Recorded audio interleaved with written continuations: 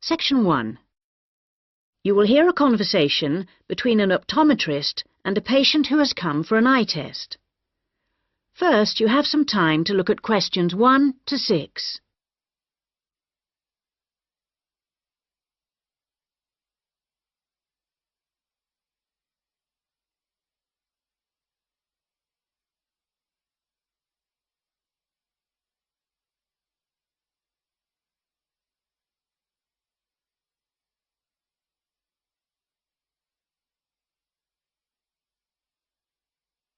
You will see that there is an example that has been done for you. On this occasion only, the conversation relating to this will be played first.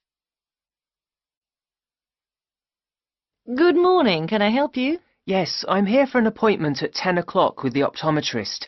I'm a little early. I know it's only 10 to 10. Are you Simon Lee? Yes, I am. The time of the appointment is 10 o'clock. So 10 a.m. has been written in the space. Now we shall begin. You should answer the questions as you listen, because you will not hear the recording a second time. Listen carefully and answer questions 1 to 6. Good morning. Can I help you? Yes, I'm here for an appointment at 10 o'clock with the optometrist. I'm a little early. I know it's only 10 to 10. Are you Simon Lee? Yes, I am. I'm Rachel White, the optometrist here today. Come in and take a seat. Thanks. Before we test your eyes, I just need to get a few details from you. So, Simon, what's your full name? Simon Anthony. That's A-N-T-H-O-N-Y. And my family name is Lee. L-E-E. And your date of birth, Simon? The 1st of June, 1989. The 21st of June? No, the 1st of June. Oh, whoops, sorry. 1989. Ah, same year my son was born. What's your current address? I'm living at a hall of residence. Which one? At University Hall, not far from here, in Adams Terrace. University Hall. And do you have any medical insurance? Yes, I'm fully covered. And who are you insured with? I'm with Health for Life. Healthy Life. No, people always get that wrong. It's Health for Life. They're part of some big insurance company. Good. Now, Simon, have you ever had your eyes tested before? Yes, once, but not recently. It was when I was still at school. So, roughly when would that have been? Probably around September 2007. No, on second thoughts, it must have been the year before. September 2006. And my eyesight was fine then. But you're having a little difficulty now, are you? Well, yes. Since I started at university, I've been having difficulty with distance vision. I can't always see things in the distance. Well, let's have a look. Now, I'm just going to cover your left eye. Yeah. Can you read the top line? Yes. R-B-Q-S.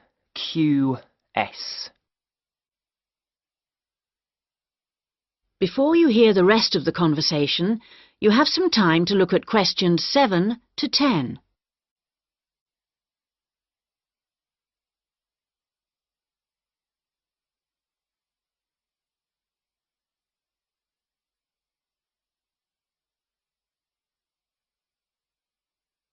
Now listen and answer questions 7 to 10. Well, Simon, your eyes have obviously got a little worse since your last test, and I think you're going to need to wear glasses. Not all the time, and not so much for reading or close work, but definitely for driving. Right, yes, I thought that was probably the case. So now you need to choose some frames. There's a wide range to choose from, as you can see. Can you give me some idea of the difference in cost? I quite liked the idea of some frameless glasses. Did you? Well, the prices vary enormously, like everything, but the frameless ones are the most expensive. The cheapest are the ones with the full frame. Perhaps I'd better go for those. Or why not try these ones with the half frame? They're not too bad. Yes, they look quite nice, and they're strong. Far less likely to break than the frameless ones. Oh, that's a good point. OK, I think I'll take those ones. If you pop back next Monday, I should have them ready for you, and you can pay for them when you pick them up. Thanks very much. Can I pay by credit card? You can, but there'll be a slight charge if you do that. Right, I'll pay by cash then, if you don't mind. No problem. Cash, credit card, debit card, all the same to us. See you on Monday. That is the end of section 1. You now have half a minute to check your answers.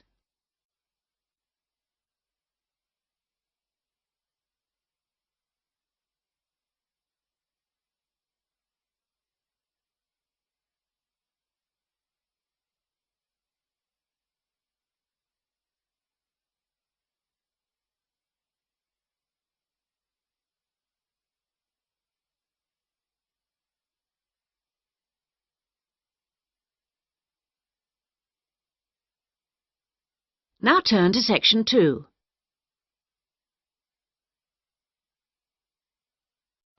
Section 2. You will hear an extract from an audio guide to the Taj Mahal.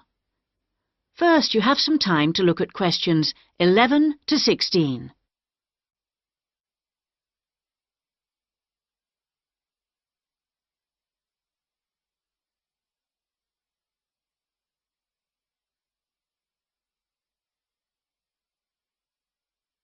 Now listen carefully and answer questions 11 to 16. Welcome to our audio tour of the Taj Mahal. The Taj Mahal is the most popular tourist attraction in India. It's also one of the most spectacular buildings of the world and is considered as a symbol of love. But how many people realize that it was actually built as a tomb or burial place for the emperor's wife? The Taj Mahal was built by the Mughal Emperor Shah Jahan to commemorate his beloved wife Mumtaz Mahal when she died.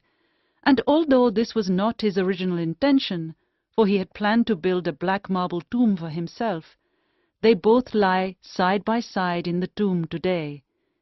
Emperor Shah Jahan's two greatest passions were architecture and jewelry, and both are represented here in all their splendor.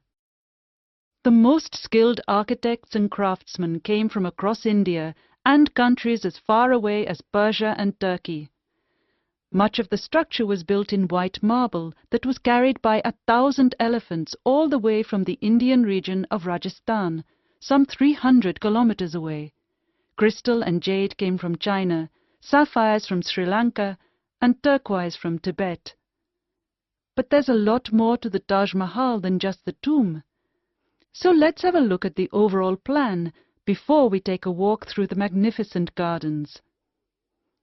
Your tour begins here, at the point marked with an X on the plan.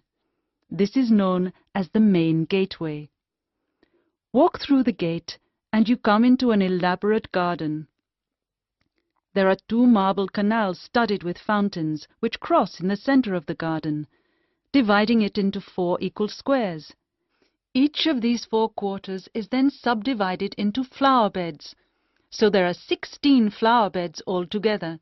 The tomb stands majestically at the north end, not in the center, as you might have expected. Instead, at the center of the garden, halfway between the tomb and the gateway, there's a raised pond which provides a reflection of the Taj Mahal. It's a magnificent sight. On either side of the tomb, there are buildings made of red sandstone. The one to the west, to the left on our plan, is a mosque. It faces towards Mecca and is used for prayer. On the east side of the Taj is a building known as the Rest House. It's like the twin of the mosque, but because it faces away from Mecca, it was never used for prayer. Before you hear the rest of the guide, you have some time to look at questions 17 to 20.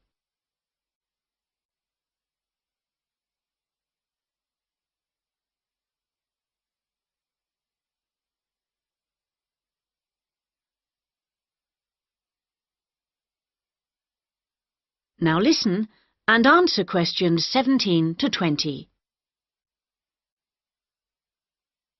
Many people have asked what the rest house was for. Was it a place for pilgrims to stay? Was it a meeting hall of some kind? Perhaps the most likely answer to this question is that its purpose is purely aesthetic, to act as a visual balance for the mosque and preserve the symmetry of the design of the whole complex. Let's have a look at some of the engineering features of the garden. For one thing, they require a constant supply of running water. When it was built, water was drawn from the river manually, using an elaborate rope and bucket system, pulled by a team of bullocks. The water was then brought through a broad water channel and held in a number of supply tanks. These tanks were at varying heights off the ground and were ingeniously designed to store the very large amounts of water required. Using an elaborate system of underground pipes, the water was then distributed from the supply tanks to each of the fountains. To ensure that the water pressure was the same throughout the garden, there was a copper pot under each fountain connected to the water supply. It was undoubtedly a brilliant system. That is the end of section 2. You now have half a minute to check your answers.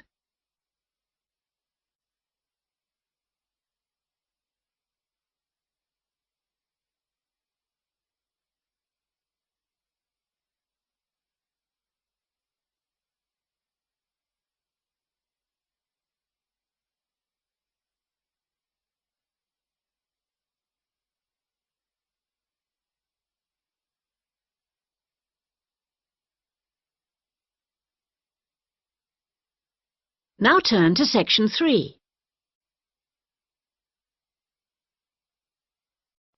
Section 3. You will hear a tutor and 2 students discussing the crop rice. First, you have some time to look at questions 21 to 24.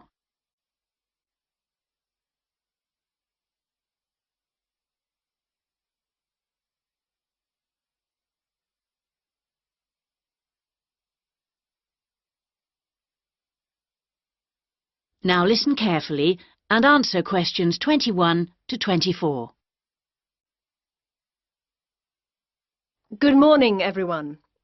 So, following on from our tutorial on European agriculture last week, Daisy and Eric are going to talk about the most commonly grown crop in Asia, which is, of course, rice. Eric, can you tell us what you've been working on? Yes, sure. We've been looking at the role of rice in a number of countries, how it's grown, ways of increasing production. As I'm sure you know, rice is the staple diet throughout Asia and, in fact, 90% of the world's rice is grown and eaten there. Daisy's got some background on that. Well, rice was originally a wild plant which started out in the tropical regions of Asia. But there are literally hundreds of varieties today, and each with different qualities. For instance, one will survive floods, while another will grow in relatively dry conditions. A third has a really lovely smell. But wherever it grows, rice needs a lot of water. What do you mean by a lot? Well, it takes about 5,000 litres to get a kilogram of rice.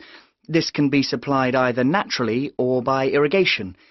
And as most rice-growing countries suffer from unpredictable weather, including drought, water management really is the key. Research has become so important now that each rice-growing country in Asia has its own research institute. Whether we're talking about Japan, China or Bangladesh, and they're all coordinated by a group in the Philippines called the International Rice Research Institute. Interesting. Bangladesh, for instance, has been successfully using different rice varieties and fertilizers for 30 years. But because it's such a flat delta country, it's very difficult for the water to drain away after the monsoon season, so they need to find special rice crops that can survive the floods. And with global warming, the situation is more urgent than ever. Before you hear the rest of the discussion, you have some time to look at questions 25 to 30.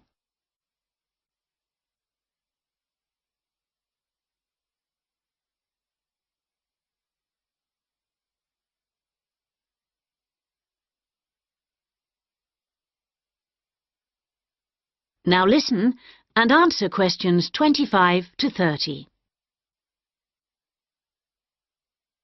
Now I'd like to move on to our comparative study.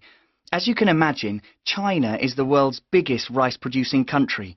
Collectively, the Chinese people probably eat more than 3 billion bowls of rice every day. Quite a statistic. And of course, rice plays an important cultural role too. We then compared China to Thailand.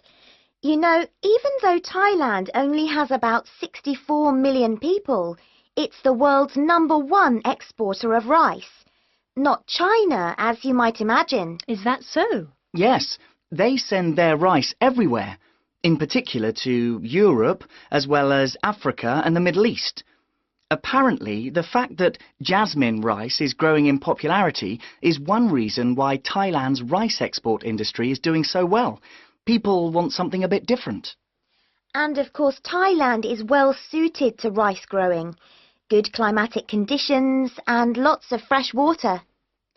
Going back to China for a minute, we should mention that at the Rice Research Institute in Huangzhou, they're working on ways of improving rice yields using less water.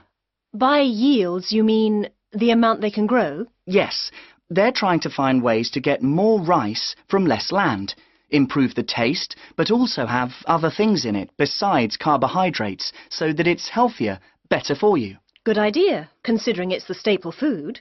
And then you've got Japan, which is totally self-sufficient when it comes to rice. This is basically because they have a high tariff on imported rice, so everyone buys the homegrown product, and they don't export much. Yes, but you know, even though rice is a kind of sacred crop there, consumption is only half what it was in the 1960s. This trend isn't evident in Thailand or China. Interesting that you mentioned how rice is almost sacred in Japan, because I believe in Thailand it also plays an important cultural role. Absolutely. They have the royal ploughing ceremony every year, which the king always attends, and he actually scatters a new stock of seed to the farmers, who pour into Bangkok for the event. What about the global interest in organic farming? Is there such a thing as organically grown rice? Yes, indeed. And the Japanese are getting quite a taste for it, apparently. There's an experimental farm near the city of Akita in the Japanese rice belt, famous for its sake, by the way, which has pioneered organic rice production, and now it's sold all across the country. It's a bit like the recent popularity of jasmine rice in Thailand, but that's for the export market, of course. Interesting how attitudes change, isn't it? That is the end of section 3. You now have half a minute to check your answers.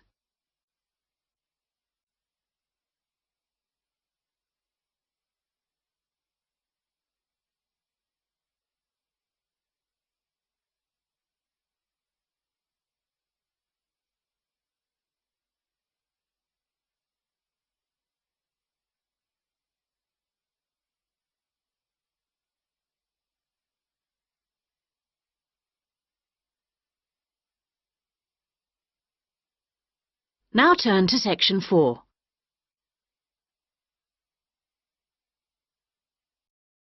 Section 4. You will hear part of a lecture about writing for radio. First, you have some time to look at questions 31 to 40.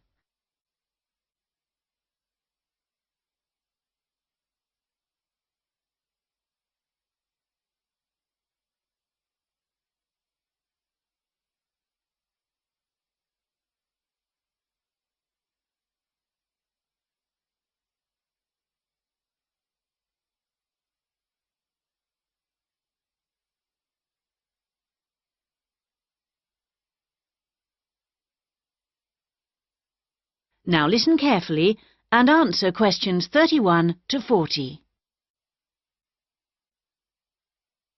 We're going to move on today to look at some of the key principles of writing for radio. Of course, the main thing that you have to remember is that a radio script is not written to be read, but to be spoken and heard. Now, putting this into practice is more difficult than it seems, because writing as we speak involves abandoning many of the normal rules of writing that have been taught to us from an early age. This is because we need to concentrate on how the piece sounds. Written words convey information, but they don't convey the full meaning of what you want to say. They don't tell you what to emphasize, what speed something should be read at, or where the pauses should come. So these have to be indicated in a script. Whatever is said on radio, whether it's a link to a magazine program, a film review, or even a voice piece in the news, needs to sound as if it's coming from the mind of the speaker, almost like part of a conversation, rather than something that's being read. Before you begin to write, it's a good idea to know who you're talking to visualize a typical member of the radio station's audience.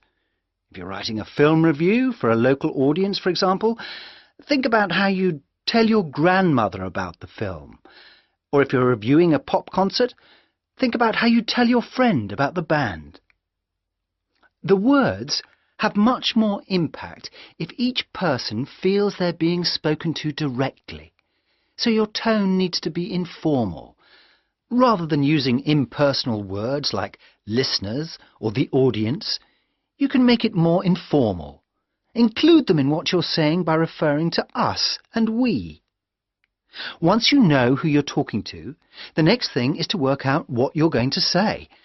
Don't forget that the person listening to you has no opportunity to ask questions. And in the same way, you can't repeat what you've just said.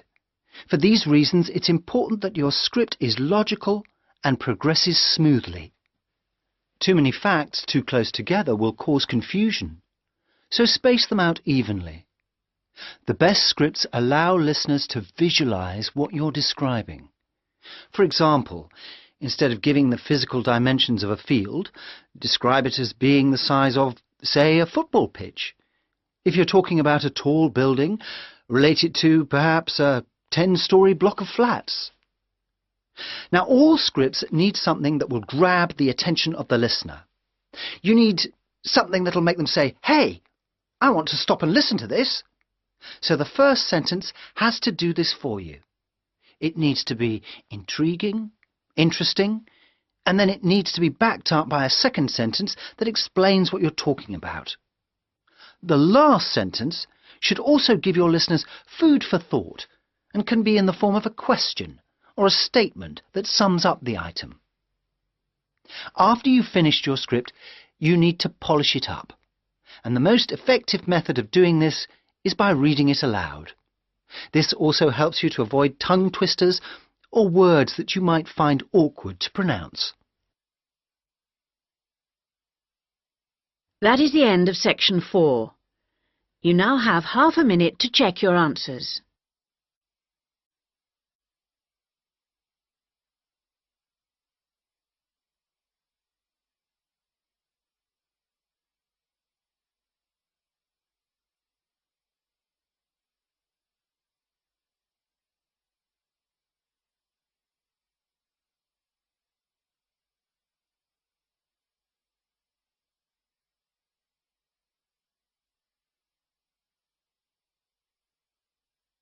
That is the end of the listening test.